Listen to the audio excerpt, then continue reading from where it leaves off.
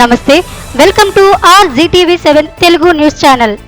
తెలంగాణ రాష్ట్ర ఆవిర్భావ దినోత్సవ వేడుకలు రాష్ట్ర వ్యాప్తంగా అత్యంత ఘనంగా జరుగుతున్నాయి. జూన్ 2, 2025న తెలంగాణ ఆవిర్భావ దినోత్సవాన్ని పురస్కరించుకొని ముఖ్యమంత్రి రేవంత్ రెడ్డి నేతృత్వంలో హైదరాబాద్ పారేడ్ గ్రౌండ్లో నిర్వహించిన అధికారిక వేడుకలు ప్రత్యేక ఆకర్షణగా నిలిచాయి. ఈ సందర్భంగా సీఎం రేవంత్ రెడ్డి మొదటగా గన్ పార్కుకు వెళ్లి అమరవీరులకు నివాళులు అర్పించారు. తెలంగాణ సాధన కోసం ప్రాణత్యాగం చేసిన ఉద్యమకారుల త్యాగాలను ఆయన స్మరించుకున్నారు.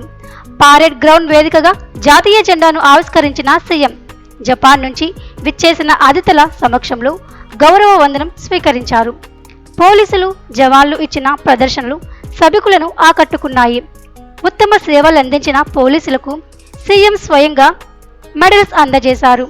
ఈ వేడుకలు తెలంగాణ సాంస్కృతిక వైభవాన్ని ప్రతిబింబించేలా, రాష్ట్ర అభివృద్ధికి కేంద్ర బిందువుగా ఉండేలా నిర్వహించబడ్డాయి.